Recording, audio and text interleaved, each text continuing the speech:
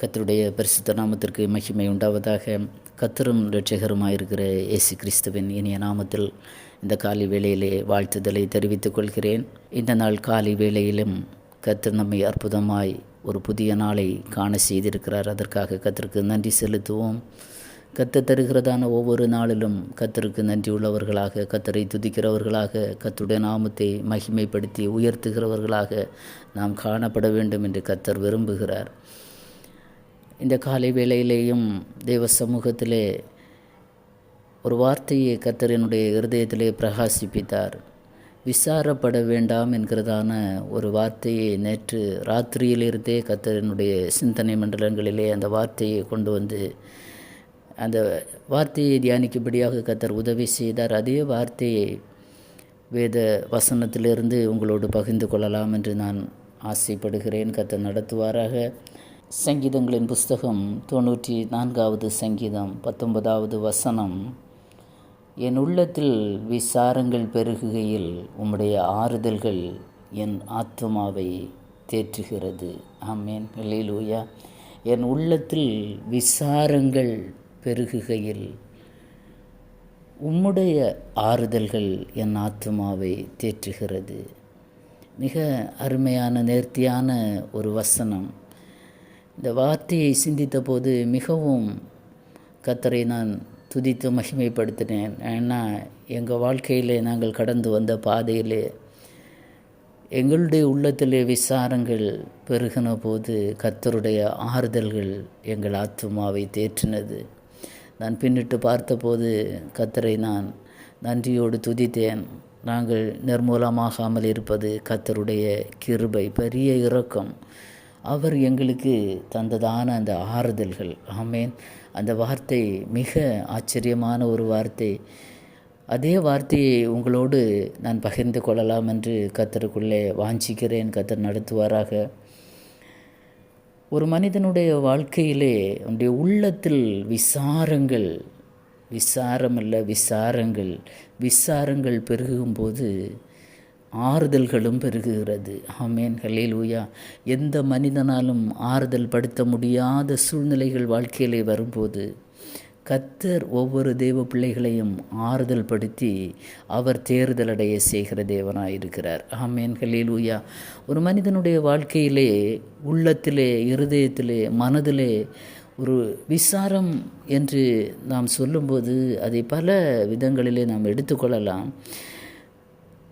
அதாவது துக்ககரமான நேரங்கள், துக்கமான காரியங்கள் கவலையாக எடுத்துக்கொள்ளலாம், இல்லை ஒரு அழுகையாக எடுத்துக்கொள்ளலாம், புலம்பலாக எடுத்துக்கொள்ளலாம், வேதனையான அனுபவமாக இருக்கலாம்.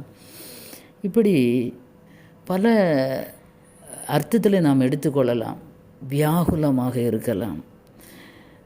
அதாவது வேதனையான அனுபவங்களை சிந்தித்து மனம் வேதனைப்பட்டு கலங்கி இருக்கிற அனுபவமாக கூட எடுக்கலாம். எப்படி வேண்டுமானாலும் எடுத்துக்கொள்ளலாம். ஒரு மனுஷனுடைய இருதயத்திலே விசாரங்கள் அதிகமாகும்போது, பெருகும்போது அது சிலருக்கு கண்ணீராக வெளிப்படும், சிலருக்கு பெருமூச்சாக வெளிப்படும், சிலர் அது புலம்பலாக மாற்றுவாங்க, புலம்பியே இருப்பாங்க. இப்படி பல விதங்களிலே மனிதன் தன்னுடைய துக்கத்தை வெளிப்படுத்துகிறார். ஆனால் கர்த்தர் இங்கே நமக்கு சொல்லுகிறதான ஒரு அருமையான வார்த்தை தாவீதை கொண்டு கர்த்தர் சொல்லுகிறார். உள்ளத்திலே விசாரங்கள் பெருகியல் உம்முடைய ஆறுதல்கள். ஆமென், அல்லேலூயா. எந்த மனுஷனால் இந்த மனுஷனை ஆறுதல் படுத்தவோ தேற்றவோ முடியாது. ஆனால் கர்த்தருடைய ஆறுதல் ஒரு மனிதனுக்கு கிடைக்கும் என்றால் அதைவிட பெரிய பாக்கியம் இந்த உலகத்தில் வேறு எதுவுமே இல்லை. ஆமென், அல்லேலூயா. ஆகவே அன்பான தெய்வ பிள்ளைகளை, இந்த காலை வேளையிலே ஆவியானவர் உங்களோடு கூட பகிர்ந்து கொள்ளும்படியாக தருகிறதான ஒரு வார்த்தை. ஏதோ ஒரு கவலையிலே, ஒரு விசாரத்திலே, மிக அதிகமான துக்ககரமான ஒரு வேதனையான அனுபவத்தில் இந்த காலை வேளையில் யாராவது இருக்கிறீங்கன்னா கர்த்தர் உங்களுக்கு ஆறுதலை தருவேன் என்று வாக்கு பண்ணுகிறார். ஆமென், அல்லேலூயா. தாவீதுக்கு வாக்கு பண்ணின தேவன் நம்முடைய தெய்வம். ஆமென், அல்லேலூயா.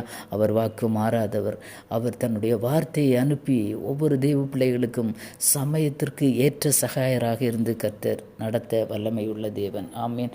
சங்கீதங்களின் புஸ்தகம் 119வது சங்கீதம் 49, 50 ஆகிய வசனங்களை நான் பார்க்கும்போது, நீர் என்னை நம்ப பண்ணின வசனத்தை உமது அடியேனுக்காக நினைத்தருளும், அதுவே என் சிறுமையில் எனக்கு ஆறுதல். ஆமென். ஹல்லேலூயா.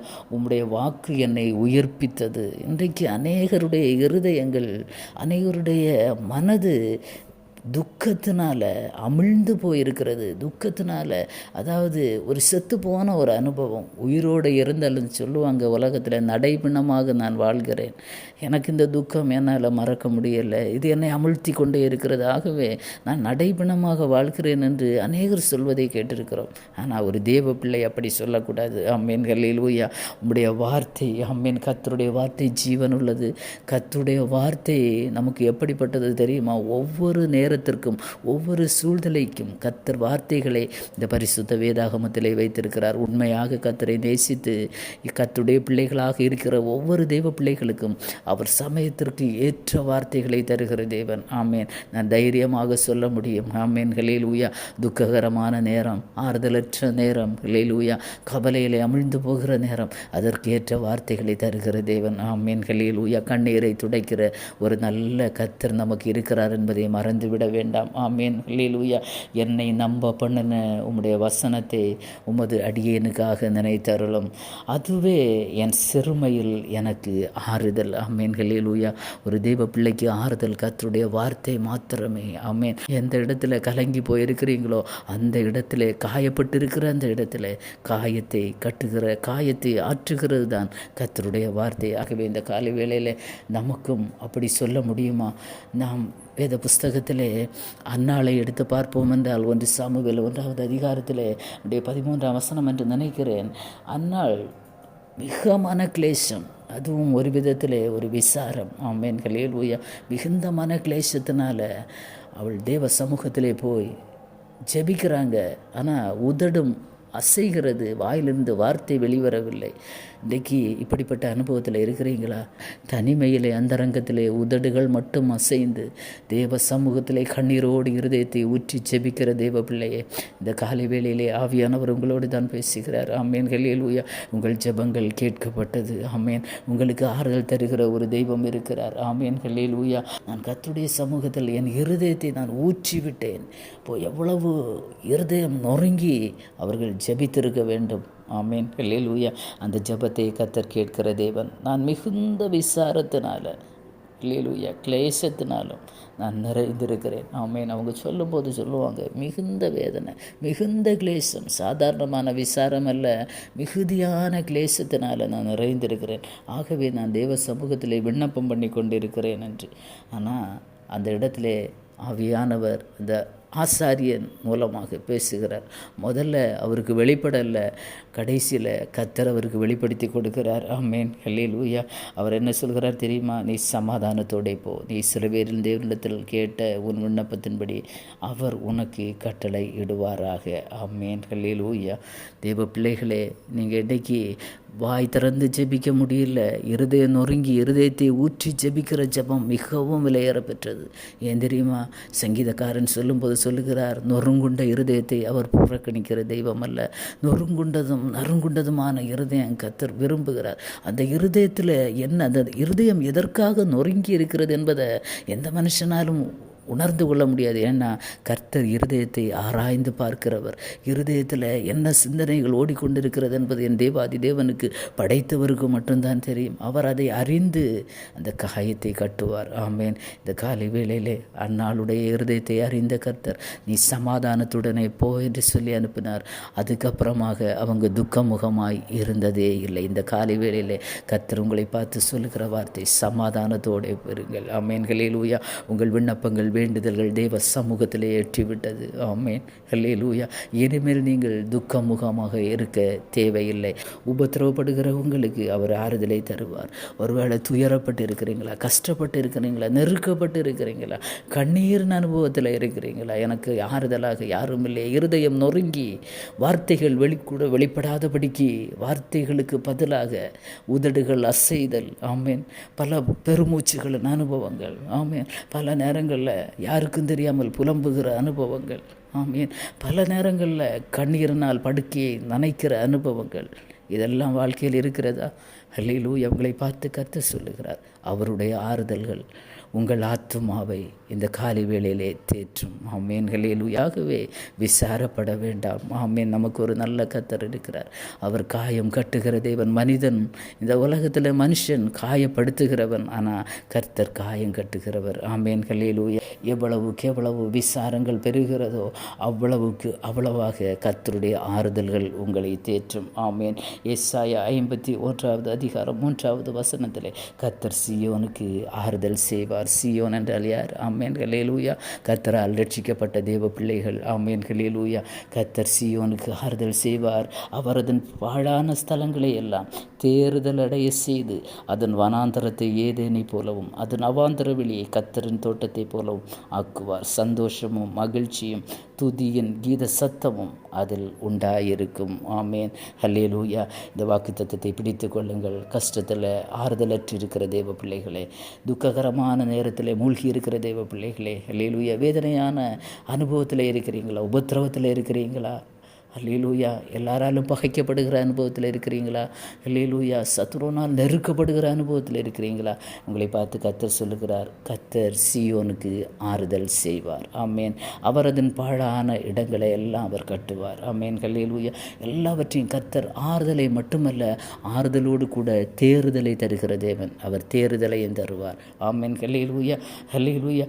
இனி என்ன உங்கள் குடும்பங்களில் இருக்கும் தெரியுமா? சந்தோஷமும் மகிழ்ச்சியும் துதியும் கீத சத்தமும் உண்டாயிருக்கும். விசுவாசிக்க முடிகிறதா?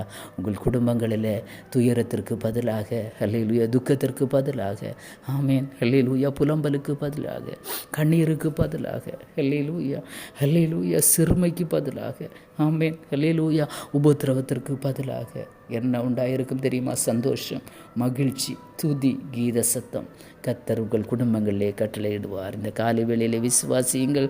கர்த்தர் நடத்துவார். ஆமேன். ஹல்லேலூயா. என் உள்ளத்தில் விசாரங்கள் பெருகையில் உம்முடைய ஆறுதல்கள் என் ஆத்துமாவை தேற்றுகிறது என்று தாவீது சொன்னது போல தைரியமாக இருங்கள். ஹல்லேலூயா. கர்த்தர் உங்களை ஆறுதல் படுத்துகிற தேவனாகவே நீங்கள் விசாரப்பட வேண்டாம். ஆமேன். ஹல்லேலூயா. கர்த்தர் உங்களை நடத்துவார். கண்ணீரை துடைக்கிற தேவனுடைய முகத்தை மாத்திரம் நோக்கி பாருங்கள். அவர் உங்களுக்கு அற்புதங்களை செய்வார். அவர் சீயோனுக்கு ஆறுதல் செய்வார். ஆமேன். கண்களை மூடி ஜெபிப்போம். பரிசுத்தமும் இரக்கமும் கிருபை நிறைந்த நல்ல தகப்பனே, ஆண்டவரே, எங்கள் உள்ளத்தில் விசாரங்கள் பெருகையில் கர்த்தர் ஆறுதல் தருகிற தெய்வம் என்பதை இந்த காலை வேளையிலே கர்த்தர் உணர்த்தினீர். ஆண்டவரே, அப்பா, ஏதோ ஒரு இருதயத்தோடு கர்த்தர் பேசி இருக்கிறீர். அதற்காக நன்றி அப்பா. ஆண்டவரே, எத்தனை பேர் நெருக்கத்திலே, கஷ்டத்தில், உபத்திரவத்தில் இருக்கிறாங்களோ, கண்ணீரில் இருக்கிறாங்களோ, பெருமூச்சின் அனுபவத்தில் இருக்கிறாங்களோ, அவர்களுடைய கண்ணீரை துடைப்பீராக, புலம்பலை ஆனந்த களிப்பாக மாற்றுவீராக தகப்பனே. உபத்திரவங்கள் மாறட்டும் ஆண்டவரே. ஹல்லேலூயா. சிறுமைப்பட்டு இருக்கிற அனுபவங்கள் மாறட்டும் இயேசுவின் நாமத்தினால. இந்த காலை வேளையிலே உம்முடைய ஆறுதல்கள் உம்முடைய பிள்ளைகளை தேற்றட்டும். உம்முடைய கரம் தம்முடைய பிள்ளைகளுக்கு அனுகூலமாக இருக்கட்டும். சீயோனுக்கு ஆறுதல் செய்கிற தேவன் ஆண்டவரே, ஆறுதல் செய்கிற தேவனாக இருக்கிறீர் ஆண்டவரே. அதற்காக நன்றி. ஒவ்வொரு குடும்பங்களிலும் சந்தோஷம், மகிழ்ச்சி, துதியின் சத்தம், கீத சத்தம் உண்டாயிருக்கும்படியாக ஜெபிக்கிறேன். கர்த்தர் கட்டளையிடுவீராக. இந்த வார்த்தையை உறுதிப்படுத்துவீராக ஆண்டவரே. இந்த வார்த்தையை கர்த்தர் அதிகாரப்படுத்துவீராக. ஒவ்வொரு குடும்பங்களையும், இந்த கேட்கிற ஒவ்வொரு பிள்ளைகளுடைய வீடுகளிலும் கர்த்தருடைய ஆனந்த, சந்தோஷம், மகிழ்ச்சி, ஆறுதல்கள், தேறுதல்கள் உண்டாவதாக. சகலத்தையும் அப்பாவுடைய திருப்பாதத்திலே சமர்ப்பிக்கிறேன். குறைகள், குற்றங்கள் எல்லாவற்றையும் மீட்பரும் இரட்சகருமாகி இயேசு கிறிஸ்துவ நாமத்திலே ஜெபிக்கிறேன். ஜீவனுள்ள நல்ல பிதாவே. ஆமேன். ஆமேன். God bless you.